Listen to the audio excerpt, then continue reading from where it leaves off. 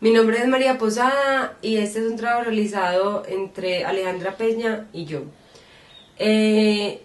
Nosotros tenemos dos tesis individuales y decidimos sacar categorías en común para realizar el trabajo final de la materia Modernidad Sistémico Compleja, que es un fractal.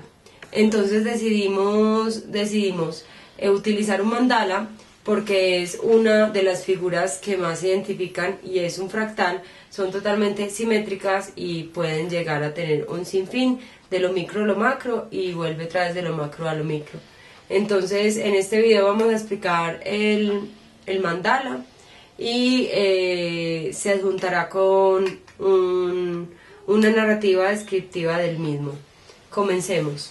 Entonces, el fractal o el mandala empieza desde el centro, que es nuestro foco de estudio, que es la modernidad sistémico compleja. Y decidimos, acorde a todo lo que estudiamos en la materia y lo que llevamos de la tesis, sacar unas categorías fundamentales. Entonces, ¿cuáles son? Las redes, los tejidos, el sujeto, la horizontalidad de los sujetos, la integración, el presente y el movimiento y el caos. Las dos decidimos sacar como una frase en común de uno de los teóricos líderes de la modernidad sistémico compleja, que es: el camino se hace caminando de Morán. Y después empiezan a desglosarse unos pétalos. Entonces primero nos encontramos desde lo micro, la biografía o la tesis de Alejandra Peña, mi compañera, y es biografías narrativas de Alejandra Peña. Y como esta tesis se llama, que son diálogos de aprendizaje en familia. Ella hace un trabajo de herramientas pedagógicas en el hogar y la manera en que está realizando sus tesis es mediante una autobiografía. Y mi trabajo se trata sobre la naturaleza como sujeto de diversidad, puesto que entre la naturaleza y el sujeto hay una escisión constante. Entonces nos pareció muy pertinente porque también en los sujetos que Alejandra estudia en su tesis también hay una desfragmentación. Sacamos a partir de ahí unas categorías que nos permean a las dos tesis y que a la vez se basaron en la modernidad sistémica compleja para utilizarse. Estas son las emergencias. Todo está en las partes y las partes en el todo. La naturaleza no puede estar sin el humano y el humano no puede estar sin la naturaleza. Somos un sistema complejo. Una escucha ampliada. Hay que escuchar el sentir de todos los individuos, tanto de los niños, la educación en casa, para llevarla de manera correcta, y también hay que escuchar la naturaleza y cómo ésta va cambiando de manera constante. Las afectaciones vinculares. La naturaleza nos afecta directamente a nosotros y nos vincula, al igual que los hijos de Alejandra en la autobiografía que ella está realizando. La reflexión conjunta. Esto no es un trabajo que se hace de manera desde la modernidad positiva con datos y cosas específicas, sino que se hace desde la subjetividad y desde las narrativas constantes y el constante cambio.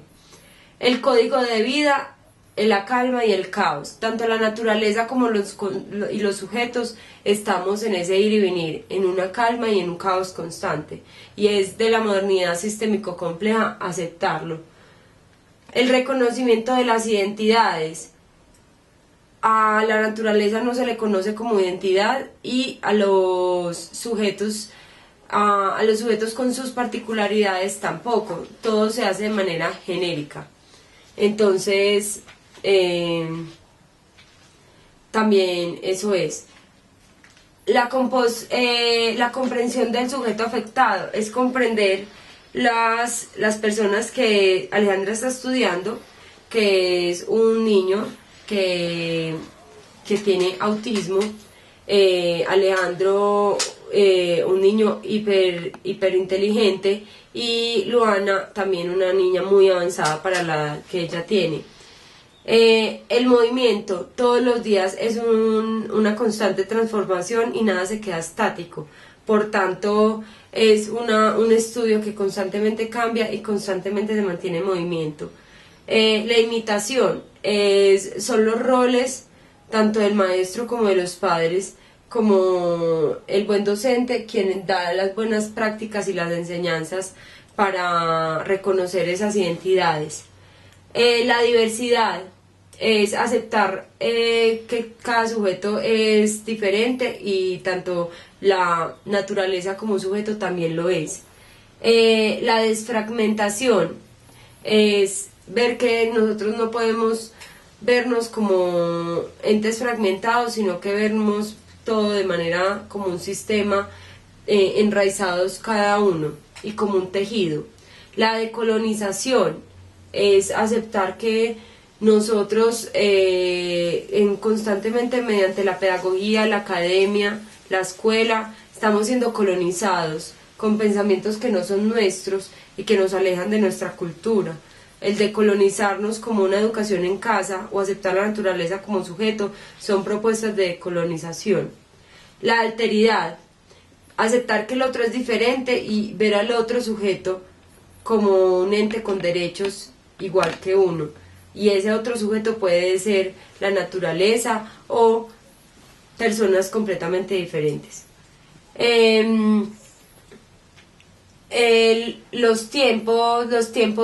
Los tiempos no constantes.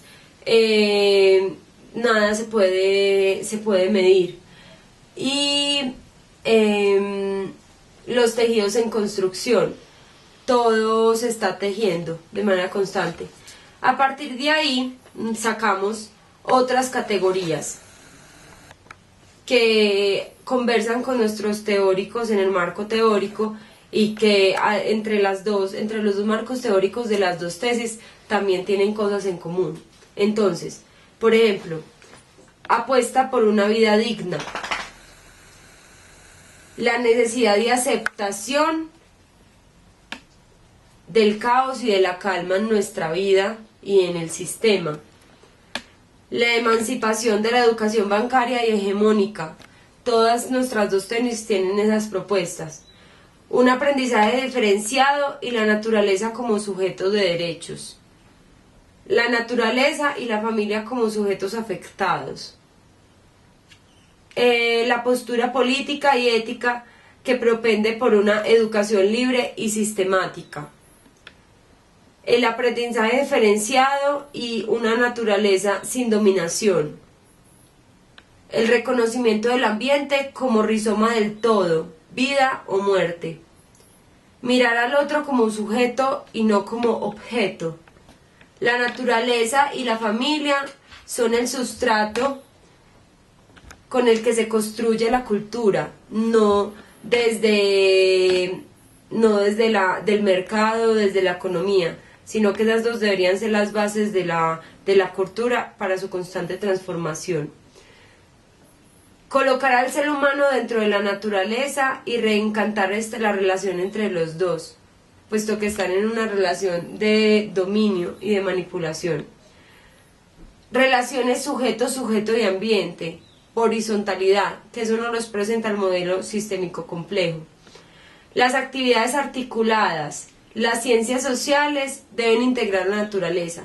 Son desde las ciencias sociales que se solucionan los problemas ambientales, y puesto que ahí solo se estudia al individuo, por eso hablamos de sostenibilidad, buscando sostener al hombre, pero en ningún momento integrar a la naturaleza para sostenerla también a ella.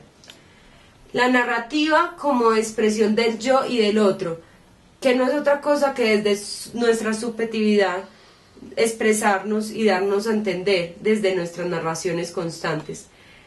El otro como un ser con voz, entender que todo ser, independiente de la edad, desde sus diferencias, puede tener lengua que pueda expresar sus derechos que defender.